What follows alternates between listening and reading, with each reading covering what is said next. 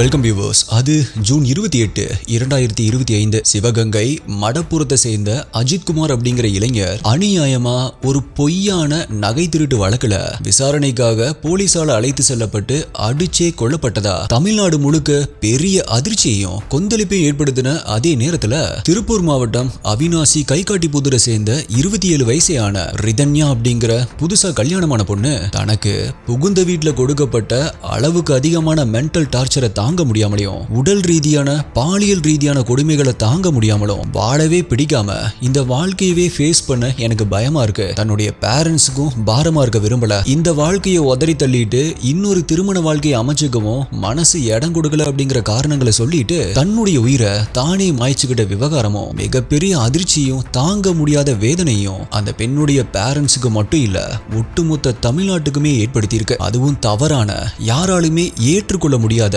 யாருமே எடுக்க கூடாத முடிவான தன்னுடைய உயிரை தானே மாய்ச்சிக்கிற முடிவை எடுக்கிறதுக்கு முன்னாடி மரண வாக்கு மூலமா அந்த பெண் தன்னுடைய பெற்றோருக்கு அனுப்பி இருக்கிற வாய்ஸ் நோட்ஸ் அதை கேட்ட அத்தனை பேருடைய கண்கள்லையுமே கண்ணீரை வர வச்சிருக்கு, தாங்க முடியாத வேதனையை கொடுத்திருக்கு. இது மீண்டுமே வரதட்சணை கொடுமை பற்றிய கொந்தளிப்பை அதிகரிச்சிருக்கு. ஒரே நாள்ல ஒரே இடத்த 2 சூறாவளி தாக்குன மாதிரி அஜித்குமாருடைய கொலை விவகாரம் ஒரு புறம், ரிதன்யாவுடைய மரணம் இன்னொரு புறம் அப்படின்னு தமிழ்நாட்டை இந்த 2 வழக்குகளும் சுழட்டி அடிக்க ஆரம்பிச்சிருக்கு. இதுல அஜித்குமாருக்கு நடந்த அநியாயங்களை பத்தி, அசிங்கங்களை பத்தி, அநீதியை பத்தி 2 வீடியோக்களை நம்ம பார்த்திருக்கோம். அந்த வீடியோவை பார்க்காதவங்களுக்கு டிஸ்கிரிப்ஷன் பின்ட் கமெண்ட்ல லிங்க் கொடுத்திருக்கேன், நேரம் கிடைக்கும் போது கண்டிப்பா பாருங்க. இப்ப அஜித்குமார் வழக்கு மாதிரியே அதே அளவுக்கு இம்பாக்டை ஏற்படுத்தின ரிதன்யாவுடைய விஷயத்துல என்ன நடந்துச்சு, ஏன் அவங்க அந்த தவறான முடிவை எடுத்தாங்க, கோயிலுக்கு போனவங்க தன்னுடைய பேரண்ட்ஸுக்கும் பிரசாதம் வாங்கியிருக்காங்க, which means அதை அவங்க வீட்டுக்கு கொண்டு வரணும் அப்படின்னு நினைச்சிருக்காங்க இல்லையா? அப்படி இருக்கும் பொழுது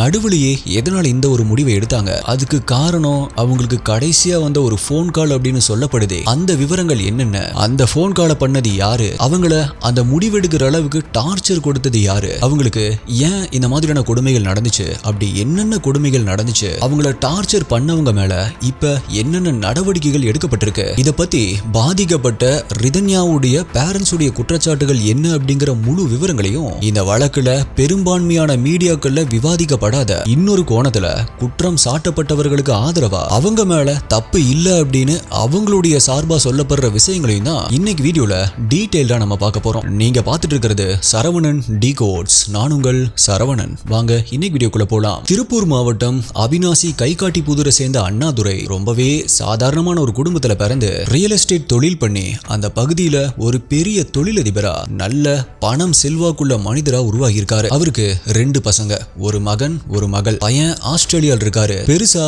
எந்த ஒரு கவலைகளுமே இல்லாத ஒரு நிம்மதியான வாழ்க்கையை தான் அவங்க வாழ்ந்துட்டு வந்திருக்காங்க. இந்த சூழ்நிலையில தான் 27 வயசான எம்எஸ்சி கம்ப்யூட்டர் சயின்ஸ் முடிச்ச அண்ணாதுரையுடைய பொண்ணு ரிதன்யாவுக்கும் அதே பகுதியை சேர்ந்த ஈஸ்வரமூர்த்தி அப்படிங்கிற மிகப்பெரிய தொழிலதிபர் கம் பொலிட்டீசியனுடைய மகனான 29 வயதான கவின்குமார் அப்படிங்கிற பையனுக்கும் ஏப்ரல் 11, 2025 அன்னைக்கு திருமணம் நடந்திருக்கு. 2 பேருடைய வீட்டுக்கும் இருக்கிற டிஸ்டன்ஸ் வாக்கபிள் டிஸ்டன்ஸ் தான். ஒரே பகுதியை சேர்ந்தவங்களா இருக்கிறதாலையும் கூப்பிடுற தூரத்துல அவங்களுடைய வீடுகள் இருக்கிறதாலையும் ஒருவேளை இது லவ் மேரேஜா இருக்கலாமோ அப்படின்னு உங்களுக்கு தோணும். ஆனா இது லவ் மேரேஜ் எல்லாம் கிடையாது, அரேஞ்ச்டு மேரேஜ் தான். கல்யாணம் நடந்த அன்னைக்கு ரிதன்யாவுடைய அப்பா 300 பவுன் நகைகளும் கிட்டத்தட்ட 70 லட்சம் ரூபாய் மதிப்புள்ள ஒரு விலை உயர்ந்த சொகுசு காரும் கல்யாண சீரா வாங்கி தந்ததா சொல்லப்படுது. இன்னும் தெளிவா சொல்லணும் அப்படின்னா வரதட்சணையா கொடுத்திருக்காங்க. அவரு கல்யாணத்துக்கு பண்ணின செலவு மட்டுமே கிட்டத்தட்ட 2.5 கோடி இருக்கும் அப்படின்னு சொல்லப்படுது. சரி, இவ்வளவு கிராண்டா கல்யாணம் பண்ணி கொடுத்திருக்காங்க, அந்த பொண்ணோட வாழ்க்கை சந்தோஷமா இருந்துச்சா அப்படின்னு கேட்டா அதுதான் இல்ல. என்ன ப்ரோ, 2.5 கோடி ரூபாய் செலவுல கல்யாணம், 300 பவுன் நகை, விலை உயர்ந்த கார் அப்படின்னு ரொம்பவே தடபுடலா தானே கல்யாணம் பண்ணிருக்காங்க, இன்னும் என்ன குறை, அவங்க ஏன் சந்தோஷமா இல்ல அப்படின்னு கேட்டீங்க அப்படின்னா என்கேஜ்மெண்ட் அப்ப ரிதன்யாவுடைய அப்பா போடுறதா சொன்னது 500 பவுன் நகை, ஆனா கல்யாணத்துல போட்டது 300 பவுன் நகை தான். இப்ப புரிஞ்சிருக்கும் அப்படின்னு நினைக்கிறேன் ஏன் அவங்களுடைய கல்யாண வாழ்க்கை சந்தோஷமா இல்ல அப்படின்னு. மீதி 200 பவுன் நகைகள் எங்க எப்ப கிடைக்கும், அதை வாங்கிட்டு வா அப்படின்னு சொல்லி அவங்கள கொடுமைப்படுத்த ஆரம்பிச்சதா சொல்லப்படுது. அதுவும் ரிதன்யாவை ஏதோ குற்றம் பண்ணவங்களை நிக்க வச்சு விசாரிக்கிற மாதிரி தான் கல்யாணமாகி சந்தோஷமா வாழலாம் அப்படின்னு போன வீட்டுக்குள்ள உட்கார விடாம நிக்க வச்சு கேள்விகள் மேல கேள்வி கேட்டு டார்ச்சர் பண்ண ஆரம்பிச்சிருக்காங்க. மீதி நகைகள் எப்ப கிடைக்கும் அப்படின்னு மாமனாரும், கொண்டு வந்த நகைகள் எல்லாம் ஒரிஜினல் தானா அப்படின்னு மாமியாரும் கேள்வி கேட்க ஆரம்பிச்சிருக்காங்க. கடைசி வரைக்கும் கண்கலங்காம பாத்துக்க வேண்டிய கணவனும் பக்கத்திலேயே இருந்து இது எல்லாத்தையுமே பார்த்துட்டு இருந்ததாகவும் சொல்லப்படுது. சொல்லப்படுது. அது மட்டும் இல்ல, வீட்டை விட்டு வெளியே போக கூடாது அப்படின்னு கேட்டை பூட்டி வைக்கிறது, யார்கிட்டயும் பேசக்கூடாது, போன் நம்பர் கொடுக்க கூடாது அப்படின்னு சொல்றது, கிச்சன் பக்கமே போக கூடாது அப்படின்னு சொல்றது. பரவாயில்லையே ப்ரோ, கிச்சன் பக்கமே போக கூடாது, சமைக்க வேண்டாம், அதுக்கெல்லாம் ஆள் இருக்கு அப்படின்னு ரொம்ப நல்லா தானே பாத்துருக்காங்க அப்படின்னு நீங்க நினைக்கலாம். ஆனா அப்படி இல்ல ஸ்ரீ, கிச்சன் பக்கமே போக கூடாதுதான், ஆனா பாத்திரம் மட்டும் கிளீன் பண்ணணும், வீட்டில் இருக்கிற துணி எல்லாத்தையுமே துவைக்கணும். என்ன ப்ரோ இதுல என்ன தப்பு? ஒரு வீடு அப்படின்னு இருந்தா மருமகள் போனாங்க அப்படின்னா வீட்டில் இருக்கிறவங்க இது எல்லாத்தையுமே செஞ்சுதான் ஆகணும். இது எல்லாத்தையுமே ஒரு கம்ப்ளைண்டா சொல்லுவீங்களா அப்படின்னு கேட்டா எஸ். ஒரு பொண்ணுக்கு தன்னுடைய கணவனுக்கு பிடிச்ச மாதிரி சமைக்கணும், விதவிதமா சமைச்சு கொடுத்து அசத்தணும் அப்படிங்கிற ஆசைகள் இருக்காதா? சரி ஓகே, இந்த வழக்குல அப்படி இருக்காது அப்படின்னே வச்சுக்குவோம். அட்லீஸ்ட் தனக்கு பிடிச்ச மாதிரியாவது சமைச்சு சாப்பிடணும் அப்படிங்கிற ஆசை இருக்காதா? ஏதோ மாச சம்பளத்துக்கு வேலை செய்யற மாதிரி பாத்திரங்களை மட்டும் கழுவணும், துணிகளை மட்டும் துவைக்கணும் அப்படிங்கிறது கொடுமை இல்லையா? அதுவும் அந்த ட்ரெஸ் எல்லாத்தையுமே கையால தான் துவைக்கணும். ப்ரோ இதுலயும் என்ன தப்பு? இதனும் பெருசா தப்பில்லையே அப்படின்னு கேட்டீங்க அப்படின்னா, கையால துணி துவைக்கிறதும் தப்பு இல்ல. அப்கோர்ஸ் இன்னும் வாஷிங் மிஷின் வாங்குற அளவுக்கு கூட வசதி இல்லாத பல கோடி மக்கள் இங்க இருக்காங்க. பட் இங்க பிரச்சனை என்ன அப்படின்னா,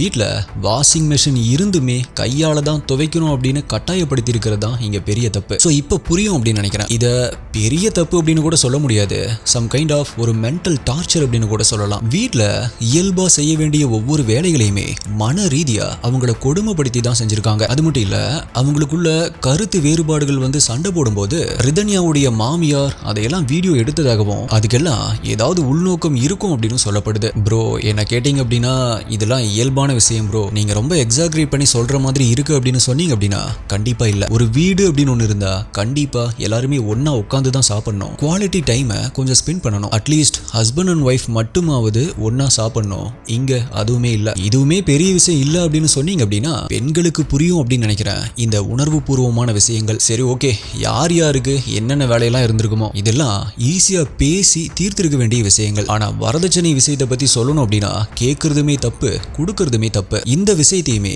பெரியவங்களா பேசி தீர்த்திருக்கலாம். ஆனா அதை விடவும் கொடூரமான விஷயங்கள் நடந்திருக்கே, அதுக்கெல்லாம் என்ன பதில் சொல்லிட முடியும்? தன்னுடைய அப்பாவும் அம்மாவும் தன்னுடைய மனைவியை நிக்க வச்சு கேள்வி கேட்கும்போது சும்மாவே கை கட்டி வேடிக்கை பார்த்துட்டு இருந்தாரு அப்படின்னு சொன்ன இல்லையா மிஸ்டர் கவின்குமார், ரிதன்யாவுடைய ஹஸ்பண்ட். அவர் கொடுத்த டார்ச்சர் எல்லாமே வெளியவே சொல்ல முடியாத கொடுமைகள். எதை பத்தி சொல்ல வரேன் அப்படின்னு புரிஞ்சிருக்கும் அப்படின்னு நினைக்கிறேன். செக்ஸுவல் டார்ச்சரை பத்தி தான் சொல்றேன். ஒரு திருமணமான தம்பதிகள் கிட்ட இயல்பா நடக்க வேண்டிய விஷயம் இங்க இம்சையா மாற ஆரம்பிச்சிருக்கு. பல 1000 கோடிகளுக்கு அதிபதியான கவின்குமாருக்கு வீடு கடை வாடகைகள் மூலமா மட்டுமே மாதம் சுமார் 20 லட்சம் ரூபாய் வருமானம் வந்துட்டு இருக்கிறதா சொல்லப்படுது. சோ வேற வேலை வெட்டிக்கே போகாம வீட்லயே உட்கார்ந்து பொழுது போக்கிட்டு இருந்த கவின்குமாருக்கு பான் வீடியோஸ் பாக்குற பழக்கம் இருந்திருக்கலாம் அப்படின்னும் அதுக்கு அவர் அடிமையாகவே ஆயிருக்கலாம் அப்படின்னு சொல்லப்படுது. ஏன்னா அவருடைய மனைவிக்கு அவர் கொடுத்த டார்ச்சர் எல்லாமே பாலியல் ரீதியான மிக கொடூர தாக்குதல்களா தான் இருந்திருக்கு. கட்டில்ல கை கால்களை கட்டி போட்டு டார்ச்சர் பண்றது அப்படி இப்படின்னு பல விதங்கள்ல டார்ச்சர் பண்ண ஆரம்பிச்சிருக்காரு. இப்ப ஒரு சில வீடியோஸ்க்கு முன்னாடி தான் BDSM செக்ஸ் டார்ச்சர் அப்படிங்கிற ஒரு விஷயத்தை பத்தி ஒரு வீடியோல பார்த்திருப்போம், ஞாபகம் இருக்கு ஸ்ரீ? அதே மாதிரி தான் பிறப்புறுப்புல காயம், மார்புல காயம் அப்படிங்கிற தகவல்களும் இப்ப உலா வந்துட்டு இருக்கு. இது பல பேருக்கு புரிஞ்சிருக்கும் அப்படின்னு நம்புறேன். புரியாதவங்க பாலியல் ரீதியான கொடுமை அப்படின்னு மட்டும் புரிஞ்சுக்கோங்க, அது போதும். இன்னும் கொஞ்சம் புரியுற மாதிரி சொல்லணும் அப்படின்னா ரிதன்யாவுடைய இடுப்பு ஷேப்பே கொஞ்சம் மாறி இருக்கு அப்படின்னு அவங்களுடைய அம்மா ஒரு இன்டர்வியூல சொல்லியிருக்காங்க. இதுக்கு மேல அதை பத்தி சொல்ல வேண்டாம் அப்படின்னு நினைக்கிறேன். சோ இப்படி தினம் தினம் சித்திரவதைகளை அனுபவிச்சுட்டு வந்த ரிதன்யாவுக்கு இன்னுமே உச்சகட்டமான அசிங்கங்களும் நடக்க ஆரம்பிச்சிருக்கு. யாராவது இயற்கை உபாதையை கழிக்கிறதுக்கு டாய்லெட்டுக்கு போனா அங்க வந்து ஒருத்தர் பார்த்துட்டு இருந்தா எப்படி இருக்கும்? இதுக்கு மேல இதெல்லாம் எவ்வளவு பெரிய அசிங்கம் அப்படிங்கறத நான் சொல்லணுமா என்ன? இப்படி உடல் ரீதியாகவும் மன ரீதியாகவும் பல சித்திரவதைகள் அனுபவிச்ச ரிதன்யா கல்யாணமான 15 நாட்கள்ல அங்க இருக்கிறதுக்கு பிடிக்காம தன்னுடைய அப்பா வீட்டுக்கு வந்திருக்காங்க. ஆனா இதுக்கப்புறமா கல்யாணமான பொண்ணு கோச்சுக்கிட்டு பிறந்த வீட்டுக்கு வந்தா என்ன நடக்குமோ அதுதான் நடந்திருக்கு. எஸ், இலைமறை காயா ரிதன்யா சொன்ன விஷயங்களை புரிஞ்சும் புரியாமலும் ரிதன்யாவுடைய பேரண்ட்ஸ் சமாதானப்படுத்த ஆரம்பிக்கிறாங்க. என்ன பொறுத்த வரைக்கும்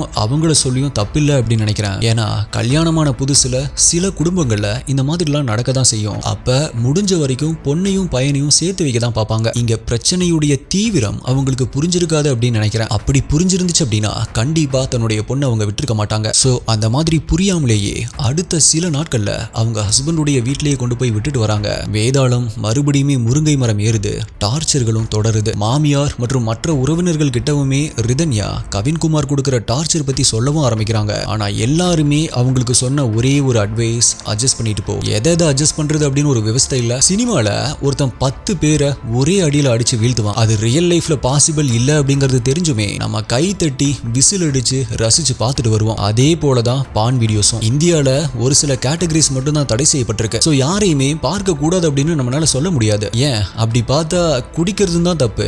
ஆனா ஒரு டிஸ்க்ளைமர் போட்டுட்டு கவர்மெண்டே அதை விக்கிறது இல்லையா? அது போலதான் தப்பு அப்படிங்கிறது தெரிஞ்சுமே அடுத்தவங்களுடைய அந்தரங்கத்தை தெரிஞ்சுக்கிற ஆர்வத்துல அந்த மாதிரியான வீடியோஸை பார்த்துட்டு இருக்காங்க. ஆனா சினிமா மாதிரி அதுவுமே வெறும் நடிப்பு தான் அப்படிங்கிறதும், நடைமுறை வாழ்க்கையில சாத்தியமில்லாத விஷயங்கள் அப்படிங்கிற புரிதல் இல்லாத இந்த மாதிரியான ஒரு சில ஆட்களும் பாலியல் வெறி கொண்ட அது சார்ந்த மன ரீதியான பாதிப்பு கொண்ட ஆட்கள் ரத்தமும் சதையுமா உயிரும் உணர்ச்சியும் உள்ள அன்பையும் அரவணைப்பையும் எதிர்பார்த்து வந்த அந்த பெண் கிட்ட அந்த அசிங்கங்களை அரங்கேற்றம் பண்ணி பார்க்கணும் அப்படின்னு நினைக்கும் போதுதான் இது போன்ற விபரீதங்கள் நடக்க ஆரம்பிக்குது. எப்பேற்பட்ட ஜாம்பவனா இருந்தாலுமே 5 to 10 minutes தான். ஆனா பான் வீடியோஸ்ல 1 hour 2 hour இந்த மாதிரிலாம் நடக்கிறத பார்த்துட்டு ரியல் லைஃப்லயும் அதே மாதிரி தான் இருப்பாங்க அப்படின்னு சில பைத்தியக்காரங்க நினைச்சிட்டு இருக்காங்க. அந்த கொடுமை தான் இங்கேயுமே நடந்திருக்கு. ரிதன்யாவை அவங்களுடைய பேரண்ட்ஸ் சமாதானப்படுத்தி திரும்ப கொண்டு போய் அவங்களுடைய ஹஸ்பண்ட் வீட்லயே விட்டுட்டு வந்தாங்க அப்படின்னு சொல்லியிருந்தேன் இல்லையா? அவங்க ஒரு கட்டத்துல அவங்களுக்கு நடக்கிற கொடுமைகளை பொறுத்துக்க முடியாம திரும்பவும் ஜூன் 22, 2025 அன்னைக்கு தன்னுடைய வீட்டுக்கே திரும்பி வந்திருக்காங்க. அப்படி வந்த ஒரே வாரத்துல எடுக்கக்கூடாத அந்த விபரீத முடிவையும் எடுத்திருக்காங்க. ஜூன் 27 அன்னைக்கு தான் தனக்கு நடந்த பாலியல் ரீதியான கொடுமைகளை ரிதன்யா அவங்க அம்மா கிட்ட ஷேர் பண்ணிருக்காங்க அப்படின்னு சொல்லப்படுது. ஆனா பெரியவங்க வீட்டுல பேசி எதுவும் முடிவு எடுக்கிறதுக்கு முன்னாடியே ரிதன்யா தன்னுடைய முடிவை அடுத்த நாளே தேடிட்டு இருக்காங்க. ஜூன் 28 அன்னைக்கு காலையில டைம் ஒரு 11 மணி இருக்கும். எனக்கு கொஞ்சம் மனசு சரியில்லை, மொண்டிபாளையத்தில் இருக்கிற லக்ஷ்மி நரசிம்மர் கோயிலுக்கு போயிட்டு வரேன் அப்படின்னு சொல்லிட்டு வீட்டிலிருந்து கிளம்புன ரிதன்யாவுக்கே அப்ப தெரியாது தான் மறுபடியும் திரும்பி வீட்டுக்கு வரப்போறது இல்லை அப்படின்னு. என்ன ப்ரோ சொல்றீங்க? அவங்க ஒரு முடிவு எடுத்துட்டு தானே வீட்டுல இருந்து கிளம்பியிருப்பாங்க, அப்புறம் எப்படி திரும்பி வீட்டுக்கே வரமாட்டோம் அப்படின்னு அவங்களுக்கே தெரிஞ்சிருக்காது அப்படின்னு சொல்றீங்க? அப்ப இது சடனா எடுக்கப்பட்ட முடிவா அப்படின்னு கேட்டா நடந்த விஷயங்கள் அந்த மாதிரி தான் தோண வைக்குது. எஸ், டைம் இப்ப மதியம் 1 மணி இருக்கும். அப்ப ரிதன்யாவுடைய அம்மாவுக்கு ஒரு ஃபோன் கால் வர ஆரம்பிக்குது. அன்னோன் நம்பர்ல இருந்து வந்த அந்த காலை அட்டன் பண்ண ரிதன்யாவுடைய அம்மா அப்படியே அதிர்ச்சியில உறைஞ்சு போய் நிக்க ஆரம்பிக்கிறாங்க. ஆப்போசிட் சைட்ல பேசின அந்த நபர் சொன்ன விஷயம் அப்படி அவங்கள ஸ்தம்பிச்சு போய் நிக்க வச்சது. ஃபோன் பண்ண அந்த நபர், நீங்க ரிதன்யாவுடைய அம்மாவா அப்படின்னு கேட்டிருக்காரு. ஆமா அப்படின்னு சொன்னதுமே, உங்க பொண்ணுக்கு ஃபிட்ஸ் வந்துருச்சு அப்படின்னு நினைக்கிறேன், வாயெல்லாம் நொரதள்ளி போய் கார்ல கிடக்குறாங்க, காரு செட்டிப்புதூர் அப்படிங்கிற ஒரு ஊர்ல நிக்குது, சீக்கிரம் வாங்க அப்படின்னு சொல்லியிருக்காரு. அவர் சொன்ன அதிர்ச்சியான விஷயத்துடைய வீரியம் புரிஞ்சதுமே உடனடியா தன்னுடைய கணவருக்கு இந்த விஷயத்தை சொல்லியிருக்காங்க. இப்ப 2 பேருமே பதட்டத்தோட கிளம்பி போக ஆரம்பிக்கிறாங்க. அப்படி போற வழியில தான் ரிதன்யாவுடைய அப்பா அண்ணாதுரை தன்னுடைய பொண்ணுகிட்ட இருந்து தனக்கு ஏதாவது போன் வந்திருக்கா அப்படின்னு செக் பண்றாரு. கால்ஸ் எதுவுமே வரல. சரி ஓகே, வாட்ஸ்அப் கால் ஏதாவது வந்திருக்கா அப்படின்னு பாக்குறதுக்காக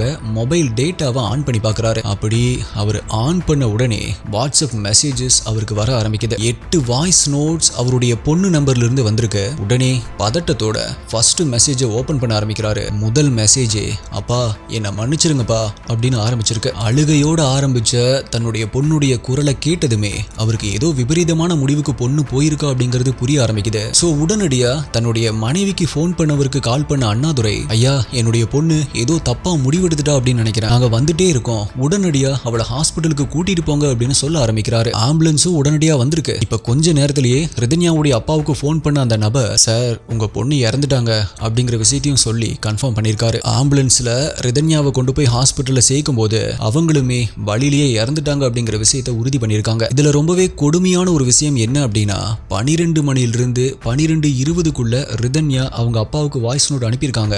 பட் அவருடைய மொபைல வீட்லயே வச்சுட்டு எங்கேயோ வெளியே போயிட்டு தான் சொல்லப்படுது. ஆல்சோ மொபைல் டேட்டாவும் ஆஃப்ல தான் இருந்திருக்கு. ஒருவேளை மொபைல் அவருடைய கையில இருந்து நெட்டும் ஆன்ல இருந்துச்சு அப்படின்னா ரிதன்யாவை எப்படியுமே காப்பாத்திருக்கலாம். விசாரணையில ரிதன்யா கோவில் இருந்து திரும்பி வர்ற வழியில சேவூருக்கு போய் அங்க தென்னை மரங்களுக்கு பயன்படுத்துற பூச்சிக்கொல்லி மருந்தை வாங்கிட்டு வந்து செட்டிப்புதூர்ல ஆள் நடமாட்டம் இல்லாத இடத்துல காரை நிறுத்திட்டு தென்னை மரத்துக்கு பதிலா மரத்து போன தன்னுடைய மனசை கல்லாக்கிட்டு தன்னுடைய உயிரை தானே எடுத்து இறந்து போயிருக்காங்க அப்படிங்கிற விஷயம் தெரிய வந்திருக்கு. இதுல கொடுமையான விஷயம் என்ன அப்படின்னா, ரிதன்யாவுடைய அப்பா அவங்களுடைய வாய்ஸ் நோட்டை கேட்க ஆரம்பிச்சார் அப்படின்னு சொல்லியிருந்தேன் இல்லையா, அதுல தன்னுடைய பொண்ணுடைய குரலை அப்பா மன்னிச்சிருங்கப்பா அப்படின்னு கேட்ட உடனே ஏதோ தப்பா நடந்துருச்சு அப்படின்னு புரிஞ்சுக்கிட்டவரு அதுக்கு மேல அந்த மெசேஜை கேட்கவே இல்லை. அன்னைக்கு நைட்டு தான் எல்லா மெசேஜையும் கேட்க ஆரம்பிச்சிருக்காரு. அப்படி கேட்க ஆரம்பிச்சவர் அடைஞ்ச வேதனைக்கு அளவே இல்லை. அந்த குரலை முழுசா கேட்கவும் ஒரு தைரியம் வேணும். அதுல தன்னுடைய மாமனார், மாமியார் அண்ட் கணவர்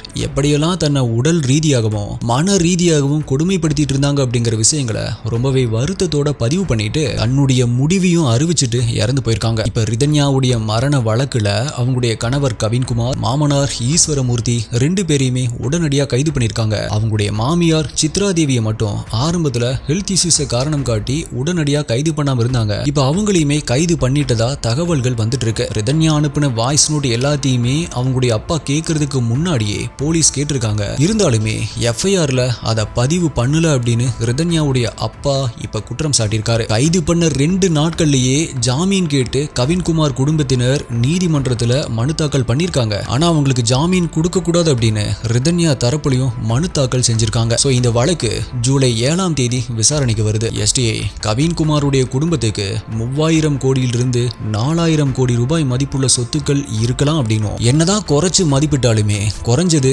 1000 கோடி ரூபாய் சொத்துக்களாவது இருக்கலாம் அப்படின்னு சொல்லப்படுது. இவ்வளவு சொத்துக்கள் இருக்கிறவங்க ஏன் இன்னும் வேணும் வேணும் அப்படின்னு வரதட்சணை கேட்டாங்க அப்படின்னு புரியல. வரதட்சணை கேட்கறதே தப்பு, இதுல கூடுதல் வரதட்சணை கேட்டு கொடுமைப்படுத்தினாங்க அப்படிங்கிற தகவல்கள், வீட்டுல சக மனுஷிய கூட மதிக்காம வேலைக்காரி மாதிரி ட்ரீட் பண்ணது அப்படிங்கிற இந்த மாதிரியான விஷயங்களை தான் ஏத்துக்கவே முடியல. பேராசை பெரு நஷ்டம் அப்படின்னு சொல்லுவாங்க. ஆனா அந்த பேராசை ஆசைப்பட்டவங்களை விட்டுட்டு அண்டி வந்தவங்களை, நம்பி வந்தவங்களை லாஸ் ஆக்கி விட்டுருக்கே அப்படின்னு நினைக்கும் போது என்ன சொல்றது அப்படின்னு தெரியல. இன்னொரு விஷயம் சொல்லாம மிஸ் பண்ணிட்டேன். ரிதன்யாவுடைய ஃபேமிலிக்கு ஒரு அன்னோன் பர்சன் கால் பண்ணி இன்ஃபார்ம் பண்ணார் அப்படின்னு சொன்னேன் இல்லையா, அவருக்கு எப்படி ரிதன்யாவுடைய அம்மாவுடைய நம்பர் தெரியும் அப்படிங்கிற சந்தேகம் உங்களுக்கு வரலாம். தன்னுடைய முடிவை தேடிக்கிறதுக்கு முன்னாடி அந்த தகவல் தன்னுடைய பேரண்ட்ஸ்க்கு தெரியணும் அப்படிங்கிற முடிவுக்கு வந்த ரிதன்யா தன்னுடைய அப்பாவுடைய மொபைல் நம்பர், அம்மாவுடைய மொபைல் நம்பர் இந்த ரெண்டையுமே ஒரு பேப்பர்ல எழுதி காருக்கு வெளியிருந்து பார்க்கும் பொழுது அதை தெரிகிற மாதிரி வச்சிருக்காங்க. இப்ப நான் முக்கியமா சொல்ல வந்த விஷயம் என்ன அப்படின்னா, கோயிலிருந்து திரும்பும் பொழுது ரிதன்யா அன்னதானம் சாப்பிட்டது மட்டும் இல்லாம தன்னுடைய அப்பா அம்மாவுக்கும் பிரசாதம் வாங்கி வச்சிருந்திருக்காங்க. சோ அவங்க கோயில்ல இருந்த வரைக்குமே எந்த ஒரு தவறான முடிவையுமே எடுக்கல. ஆல்சோ அவங்க அம்மா கிட்டையும் ஒரு டைம் போன் பண்ணி பேசியிருக்காங்க, கூட்டம் அதிகமா இருக்கு, இன்னும் 1 ஹவர்ல வீட்டுக்கு வந்துருவேன் அப்படின்னு சொல்லியிருக்காங்க. அப்படி அவங்க அம்மா கிட்ட பேசினதுக்கு அப்புறமா அவங்க அப்பாவுக்கு வாய்ஸ் நோட் அனுப்புறதுக்கு முன்னாடி அவங்களுக்கு யார்கிட்ட இருந்தோ ஒரு போன் கால் வந்திருக்கு. அதை அட்டன் பண்ணி பேசினதுக்கு அப்புறமா தான் இந்த விபரீத முடிவை எடுத்திருக்காங்க அப்படின்னு சொல்லப்படுது. அந்த கால்ல பேசினது அவங்களுடைய ஹஸ்பண்டா இருக்கலாம் அப்படின்னு இப்ப சொல்லப்படுது. பட் போலீஸுடைய விசாரணை பற்றிய எந்த ஒரு தகவல்களுமே இப்ப வரைக்குமே வெளியே வரல. இப்ப நான் சொல்லிட்டு இருக்கிறது எல்லாமே மீடியால வெளிவந்த விஷயங்கள் தான். மேலும் அவங்களுடைய பேரண்ட்ஸ் சைட்ல சில இன்டர்வியூஸ் கொடுத்திருக்காங்க, அதுல சொல்லியிருக்கிற விஷயங்கள் தான். இருந்தாலுமே பொதுமக்கள் அத்தனை பேருடைய எதிர்பார்ப்பு என்னவா இருக்கு அப்படின்னா, எந்த ஒரு அரசியல் தலையீடும் இல்லாம இந்த வழக்கு நடக்கணும் அப்படிங்கறதும், ரிதன்யாவுடைய முடிவுக்கு காரணமானவங்களுக்கு தகுந்த தண்டனை கிடைக்கணும் அப்படிங்கிறது தான். சரி ப்ரோ, இன்ட்ரோல இந்த வழக்குல இன்னொரு ஆங்கிள்லயும் தகவல்கள் பரவிட்டு இருக்கு அப்படின்னு சொல்லியிருந்தீங்களே, அது என்ன அப்படின்னு கேட்டீங்க அப்படின்னா, தங்களுடைய ஸ்டேட்டஸை விட தகுதி குறைவான இடத்துல சம்மந்தம் பண்றதுக்கு கவின்குமாருடைய வீட்டுல யாருக்குமே விருப்பம் இல்லை அப்படின்னும், கவினுடைய அம்மா தான் பையனுக்கு வயசாயிட்டே போகுது, தலையில வழுக்கையாகிட்டே போகுது, இந்த சம்பந்தத்தையே முடிச்சிடலாம் அப்படின்னு சொன்னாங்க அப்படிங்கிற தகவல்கள் பரவிட்டு இருக்கு. மேலும் இத்தனை கோடியில சொத்து உள்ளவங்க இந்த மாதிரி லட்சத்துல வரதட்சணை கேட்க வேண்டிய அவசியமே இல்லை அப்படின்னும், அவங்க கொடுமைப்படுத்தி இருக்க வாய்ப்பே இல்லை அப்படின்னு சொல்லப்படுது. அது மட்டும் இல்ல, ரிதன்யா கல்யாணத்திலேயே விருப்பம் இல்லாம தான் இருந்தாங்க அப்படின்னு சொல்லப்படுது. ஆனா அவங்களுடைய என்கேஜ்மெண்ட் வீடியோஸ், மேக்கப் போடும்போது எடுக்கப்பட்ட வீடியோஸ் அப்படின்னு இது எல்லாத்தையுமே பார்க்கும் பொழுது அவங்க எவ்வளவு சந்தோஷமா இருந்தாங்க அப்படிங்கிறது ரொம்ப நல்லாவே தெரியுது. சோ இந்த பாயிண்ட் இங்கே அடி வாங்கிருது. அதுக்கப்புறமா இவ்வளவு பக்கத்துல தானே வீடு இருக்கு, மாப்பிளைய பத்தி விசாரிக்காம பொண்ணு கொடுத்துருப்பாங்களா அப்படிங்கிற கேள்வியும் முன்வைக்கப்படுது. ஒருத்தர் 4 பேருக்கு முன்னாடி எப்படி இருப்பாங்களோ அப்படியே தான் 4 சுவத்துக்குள்ளேயும் இருப்பாங்க அப்படின்னு சொல்ல முடியாது இல்லையா. சோ இந்த பாயிண்ட்டும் இங்கே அடி வாங்கிருது. அடுத்தது, பொதுவா பெண்கள் புகுந்த வீட்டுக்கு போகும்போது மணப்பெண் சைடுல இருந்து ஒருத்தர் இல்ல 2 பேர் போய் கொஞ்ச நாட்கள் கூட தங்குவாங்க இல்லையா. அப்படி கூட வந்த ஒரு சின்ன பையன் 15 நாட்கள் அங்கேயே தங்குனதாகவும், நைட்டு படுக்கும்போது கூட அவன் ரிதன்யா கூடவே இருந்ததாகவும் சொல்லப்படுது. இந்த தகவல் இன்டைரக்டா என்ன சொல்ல வருது அப்படின்னு புரியுதா எஸ்டிஐ? ரீசெண்டா மாமன் மூவி பார்த்த யாரோ தான் இந்த தகவலை சொல்லியிருக்கணும். ஆல்சோ ரிதன்யா ரிதன்யாவுடைய அப்பா ரியல் எஸ்டேட் தொழில் பண்றவரு. பொய்யும் புரட்டும் தான் அவருடைய தொழில் அப்படின்னு